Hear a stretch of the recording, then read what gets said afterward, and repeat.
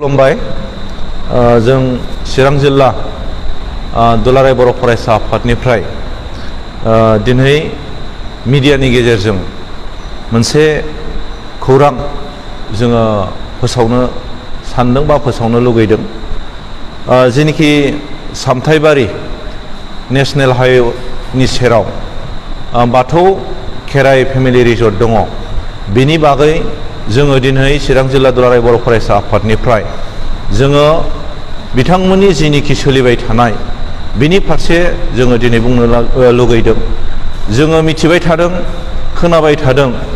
बेवहाय सुनिबार रबिबाराव माखासे प्रग्राम, बेयाव मोसानाय, मेथाइ खननाय बे हाबाफारिया जाबाय थायो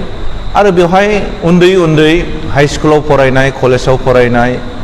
हाई सेकेन्डारियाव फरायनाय गामिनि उन्दै उन्दै गथ'फ्रा थाङै थाङै मोसानाय, जौ लोंनानै सिगारेट सोबनाय आरो जायफोरखौ जोङो माने नैबे मिडियानि गेजेरजों बुंजाया बे अबस्थाफोरखौबो जोङो दाखालि जेनिखि बिश्वकर्मानि जेनिखि थासारि बे भिडिअ भाइरेलनि गेजेरजों जोङो नुनो मोनदों। दा बेखायनो जोङो चिरां जिल्ला दुलाराय बर' फरायसा आफादनिफ्राय जोङो दिनैहाय चिरां जिल्ला डिपुटि कमिशनारनि खाथियाव मोनसे कमप्लेन लेटार जोङो होनाय जाबाय, एसपि सारनोबो जोङो होनाय जाबाय आरो बेनिफ्राय जोङो आरो दिनै मोनसे मिथिबोबावबाय, बे रिजर्टआ जे बारनिबो लाइसेन्स गैया बेखौबो जोङो मिथिनो मोनबाय आरो जोङो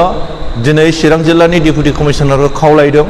बे जेनिखि थासारि जाबाय थादों बेखौ थाबैनो बन्द' खालामनानै होनांगौ, बेखौ जोङो खावलायदों। नङाबा थाबैनो जोङो चिरां जिल्लानिफ्राय बे साननै सानथामनि गेजेरावनो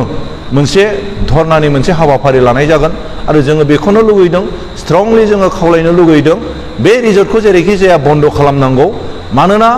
खाथियाव थानाय जेनिखि रायजो राजा इउनिट एबसुनिफ्राय लानानै सानसुमै बिथांमोनहाबो, गामिनि गावबुरा बिथांमोनहाबो थांनानै रिजर्टनि जेनिखि रिजर्टखौ सालायग्रा मानसिफोर बिथांमोनखौबो खावलायहैबाय, साउन्डफ्राबो बिराद बारा जायो होननानै खावलायहैबाय, बेखिनिखौबो बिथांमोना मानियाखै, रावनिबो खोथा खोनासङाखै, जोङो बेखौ मिथिनो मोनदों। आरो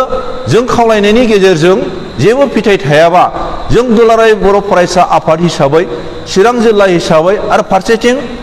क'क्राझार जिल्लायाबो बेवहाय खाथि जाहैबाय,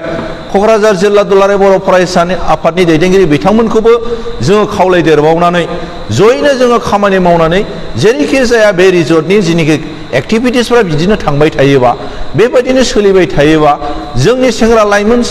सेंग्रा सिख्लाफोरखौ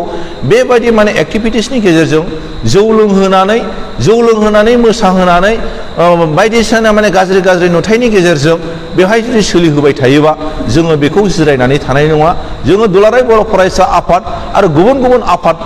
माहारियारि आफादफोरखौ लोगो नांनानै जोङो बिनि जेरैखि जाया बन्द' खालामनायनि जेनिखि बेबस्था बेखौ लानाय जागोन। गोजोन्थों।